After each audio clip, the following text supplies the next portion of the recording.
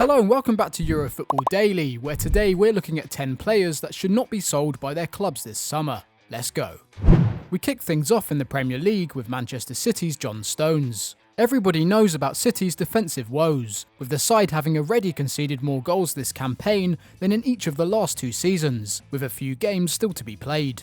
Not helped by Laporte's long-term injury, Pep was left with just Stones and Otamendi as natural centre-backs, with Fernandinho often deputising. But this is exactly why Stones needs to remain at the Etihad. Already so thin in defence and rumours of Otamendi departing too means City have to realistically keep one of the two, and the Englishman should be favoured, as if he can prove his fitness will be a useful squad player next season, presuming a new arrival starts ahead of him. The only issue would be if Stones wants to move on for a regular starting spot.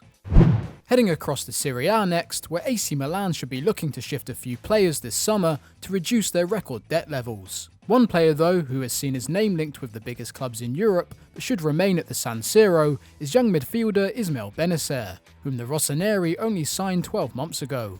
The 22-year-old Algerian, formerly of Arsenal set up from 2015 to 2017, and who the Gunners could have signed cheaply as a buyback from Empoli last year, has caught the attention of Manchester City, Manchester United and PSG. And that's hardly a surprise despite just 2 seasons of Serie A football, the first of which was spent with a relegated Empoli side. In that campaign with the Blues, he contributed 5 assists as well as 4.1 defensive actions a match. And whilst this season he has no goal contributions at the time of writing, he's maintaining a key pass a game and is still at 4.1 defensive actions per 90. Bennacer also finds himself third in Serie A's dribble charts with 2.8. If AC Milan want to return to former glory, Bennacer is the player they need to build around, not cash in on. Next up is another Serie A central midfielder, but one with far more experience. Alan moved to Udinese in 2012 and Napoli 3 years later, and has been a regular starter for his entire spell there. But following Ancelotti's sacking and the appointment of Gattuso, things aren't as smooth for the 29-year-old as they once were. Obviously it is a sticky situation at Napoli regardless, with player revolts back in the autumn seeing chairman Aurelio De Laurentiis threatening to sell everyone. Gattuso seems to have somewhat calmed the storm though, with revolt ringleader Mertens signing a new deal. But no such luxury has been afforded to Alan, who has completed 90 minutes just once since the turn of the year. In over 200 matches for Napoli, the Brazilian has averaged 3 tackles a game, and whilst his attacking numbers have never been as impressive, he has always contributed a handful of assists each campaign. Alan has been seen as an integral part of his side by 2 successive managers, and could be harder to shift with a contract, tying him down until 2023. Gattuso would do well to keep hold and wring out another campaign from one of the Italian league's most consistent midfielders. One of Europe's top sides outside of the Big 5 leagues, Ajax are routinely picked apart for their talent, and plenty of eyes have been on their players since reaching the Champions League semi-final last season. Andre Onana is one player who could be off this summer. Boss Erik ten Hag has said that the goalkeeper can leave this coming window, alerting many clubs, not least Chelsea, to his availability. But ten Hag will be hoping to keep hold of his shot stopper for one simple reason: they haven't got anyone close to the standard of the 24-year-old. As he plays for such a dominant side in the Netherlands, it's not a surprise that Onana averages just 2.1 saves a game in the Eredivisie, which is the lowest in the competition, but he did manage double that in the Champions League, which is the 4th highest.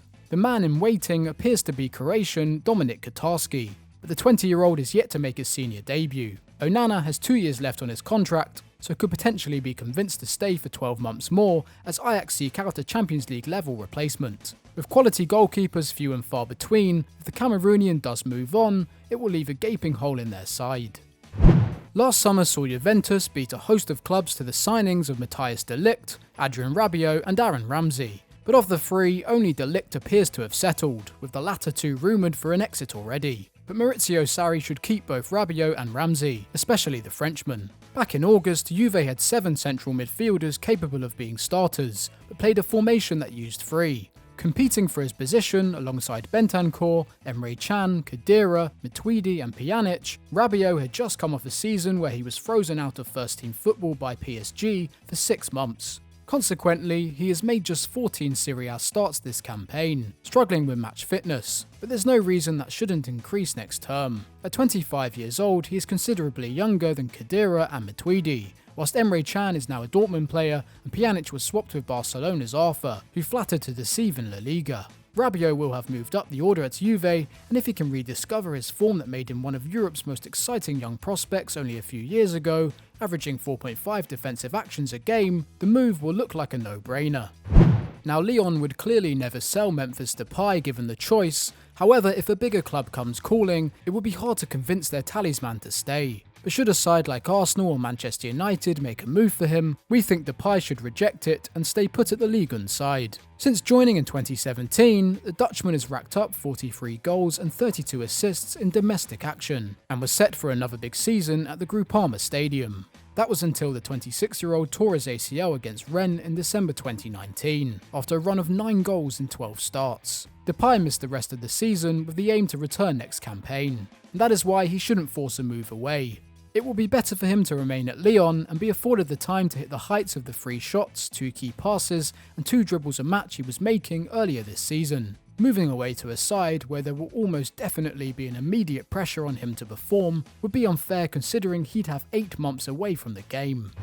2018-19 was a whirlwind season for Luka Jovic. On loan at Frankfurt from Benfica, he found the net 27 times, alerting the European elite to his talents. Ultimately, Real Madrid beat out rivals Barcelona, paying €60 million for the Serb services. Earmarked as Benzema's replacement at the head of Los Blancos' attack, it seems remarkable that he could be on the move. The 22-year-old has only made 4 La Liga starts in his maiden campaign at the Bernabeu, scoring just twice. And whilst that is underwhelming, Zidane shouldn't give up on the youngster quite yet. Benzema may be in the middle of his best 2-season run in front of goal, scoring 38 in the league, but is 32 years old now, an age where most top strikers start to see a decline. The truth is, we all know how this turns out for Madrid. Sell Jovic to someone like AC Milan for half the price, Benzema stops scoring for fun as his Serbian counterpart rediscovers form, fans complain about the sale, and Florentino Perez has to fork out upwards of £100 million for a striker capable of being an instant success, where if they just persevere with Jovic, it could all come good in the end.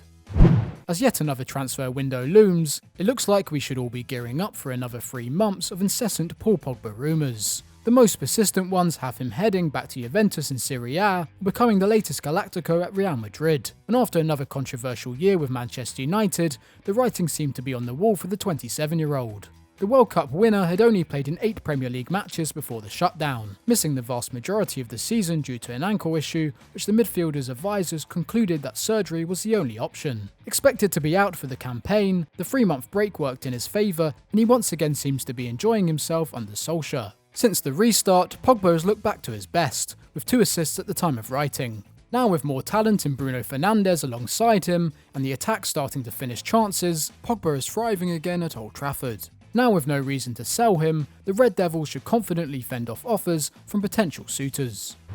Over the past few years, David Alaba has made his name as one of Bayern Munich's most consistent performers, and as somewhat of a utility player.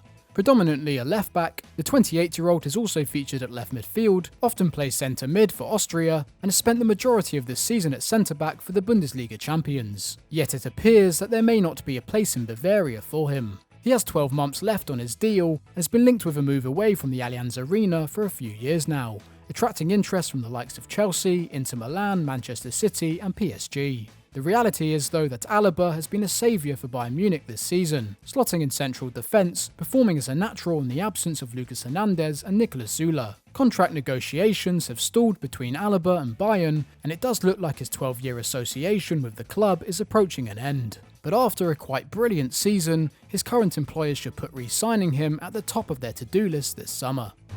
This time last year, things could not have looked brighter for Tottenham Hotspur and Tanguy Ndombele. He arrived in North London off the back of his new side, having just reached the Champions League final, reaching new heights under Maurizio Pochettino. 12 months down the line, there's a new manager in Jose Mourinho, and Ndombele could be out the door within weeks. Publicly lambasted by Mourinho a number of times, most notably after a draw with Burnley back in March in which he was subbed at half-time, it's clear the relationship between the two is somewhat fractured, and despite being pictured together training during lockdown, Ndombele has barely featured for Spurs since the Premier League returned. Fourth in Spurs' midfield pecking order, being linked to Barcelona would certainly turn his head, But Mourinho has actually backed his midfielder to turn it around and become a regular in his Spurs side before too long. This suggests he does indeed have a future at the club, but then again you wouldn't bet against Daniel Levy accepting an offer if it came his way. It could even become a tug of war between player, manager and chairman, with the end result needing to be Ndombele staying at Spurs. And that's all we have time for today, but who did we miss out? Let us know in the comments below. And if you enjoyed this video, please do give it a like and subscribe to the channel for more great content. Bye for now.